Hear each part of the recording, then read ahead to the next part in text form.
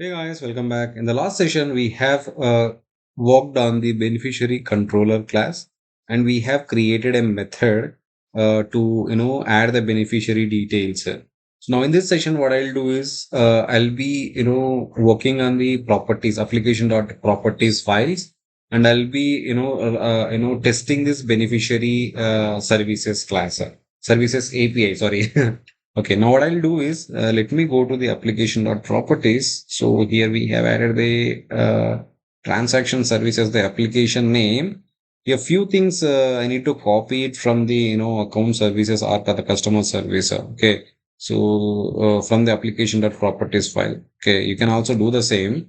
So here, accept the server port. Okay, you can change. You can copy the server port as well, but you can change the server port. Okay, copy this one, copy the entire thing. Let me go to the transaction services application.properties. Let me add this properties.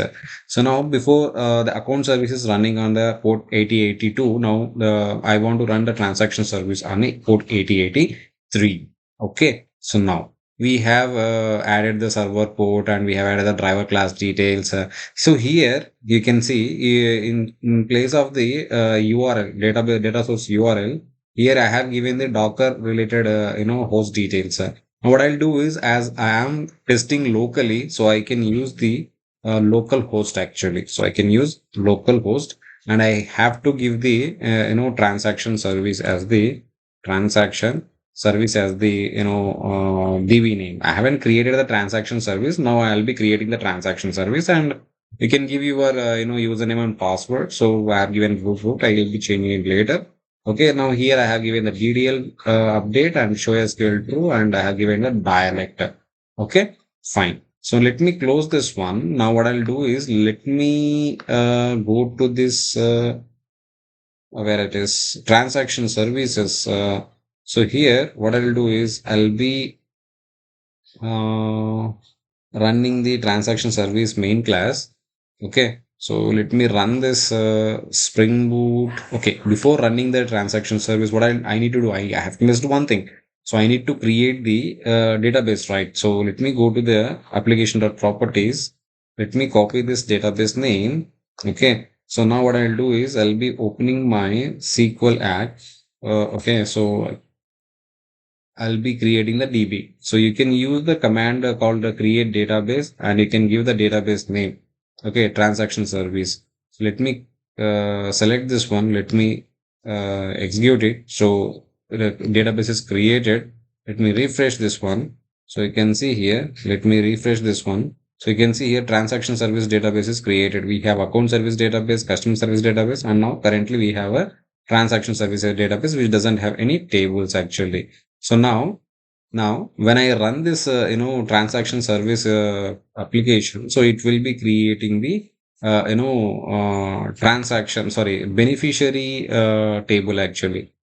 Okay, it will be creating the transaction and the beneficiary table. Okay, so now let's go and check it how it is doing it. So let's see. Okay, finger crossed. Mm-hmm. Okay. Okay, it is creating the database. It is creating the table in the transaction service database. The table is beneficiary table. It is created with the beneficiary ID, and the transaction table is created with the transaction ID and the rest of the things. Like you can go and check it over here as well. So if you go and refresh this one, so you can check the database tables, beneficiary and the transaction services, transaction tables are created. You can see beneficiary ID, account number, bank name, and beneficiary name, is the account number is active or not. Okay, fine. Okay, so next we have a transaction ID, amount, receiver account number, sender account number, status. All these details we will be storing it. And here beneficiary account number, customer account number, we missed it actually. Okay, so only beneficiary details we are adding it, right? No need to add the customer details. So now let's go to the postman. Let's go to the postman. I need to construct the beneficiary JSON now. So let's go and construct it and test it. Okay. I'll be doing it in background. Okay. So once I complete, I'll come back. Yeah, I've constructed the beneficiary JSON actually. Here, one thing I missed it actually when I'm adding the beneficiary details. So I need to add these beneficiary details to the particular account number, right? So I need to add that account number also now. So I've missed it. So now I'll add the account number. So I'll say private. I'll say long customer customer account number. So for this customer, these are the we can add for a respected cost. For example, let's say we have a customer customer account number 123. In under this account number, we can create multiple beneficiaries actually. So for this account number, we can create multiple beneficiaries. Okay, that's what I'm trying to say. Okay, so now what I'll do is I'll rerun it once again. So anyhow, I'll add the customer account number over here as well. So I'll be adding the customer account number as well. Okay, so I'll be adding the customer account number. We have the account number handy in the account number services actually. So we'll be going to the DB and we'll be getting the account number details. So first of all, let me add the beneficiary. Let me give the beneficiary name as a Salman Khan. Let me give the beneficiary name as Salman Khan. Beneficiary account number. I'll be giving the account number as something. 000070707. This is the account number. Okay. Now beneficiary bank name. So it's Uttuthi Bank. Uttuthi Bank. So I meant to say like Uttuthi Bank in Telugu we used to say Uttuthi Bank. It's like fake bank we used to say it as a Uttuthi Bank. He is active. So yes, he is active. And I need to add these beneficiary details to the customer account number. I have the account numbers handy with me, so I'll go and take the account number, one account number. So I'll take this account number. So I'll be adding beneficiary details to this account number. Okay. So now let me save this. Okay. Let me add the account number, customer account number as well. So when I click OK, so before we make a call to the service, now what I'll do is I need to restart the application because see here in my if you see in my transaction service, I have the transaction ID. Sorry, not transaction and beneficiary. I have the beneficiary ID, account number, and the beneficiary account number, bank name, and the beneficiary name and the active. So we need to add the customer account number as well, right? So for this, what I'll do is so I'll be going over here. Okay, I'll be deleting this beneficiary as of now. Okay, you can delete it or you can alter it if you want to create it by using the Spring Boot. You can delete it. Okay, now here, now come here. Now let's rerun it. Let's rerun it. Stop and rerun. So now this time it should create the customer account number beneficiary table with the customer account number as well. Okay, so now let's wait.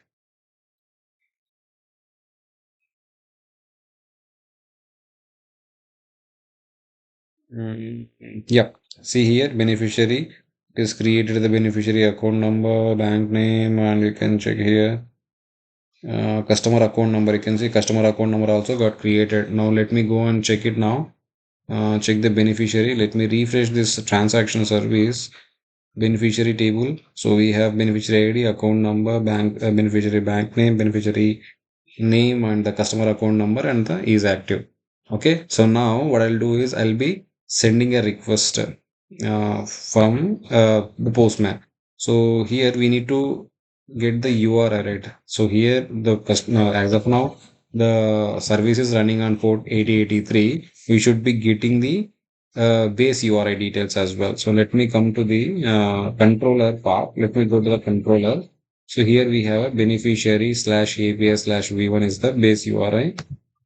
And let me add that one over here after slash. And we need to add the resource path. So which we are making a call. To this path we are making a call. To this resource we are making a call. Let's copy that one and let's paste here. Let's paste here. So let's send the request now. So we have all the details. Let me send the request. This should be adding the customer to the Okay, so this is a get method he have added. This is a post method. Sorry.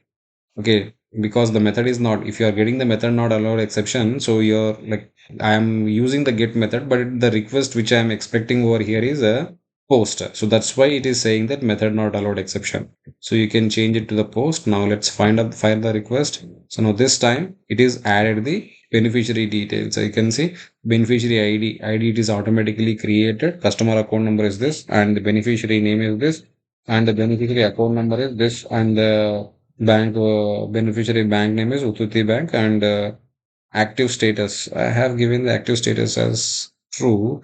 Okay, I have given is active, right? So let me check here. What is the uh, okay, is active, it is true. So let me come here, is active, it is true. So okay, so why it is taking it as a false? So fine. Anyhow, we are getting some value actually. So let me check this one. So whether it's storing the data or not. Okay, so Boolean it is zero. Okay, fine, fine. It is taking the B of 00. That's why it is taking the false actually. Okay, so in next session, what I'll do is I'll be changing it to string, so that it will be taking the true. Okay, by default true to take. So when I'm giving the true, should take true. So when I'm using the boolean, it is returning something. It is saying the false actually. Okay. So I hope this is fine. In the next session, what I'll do is I'll be working on the transaction service as well. So we have added the beneficiary details. Now we need to perform the transaction. Okay. So any doubts, so you can let me know in the comment section. Thank you for watching.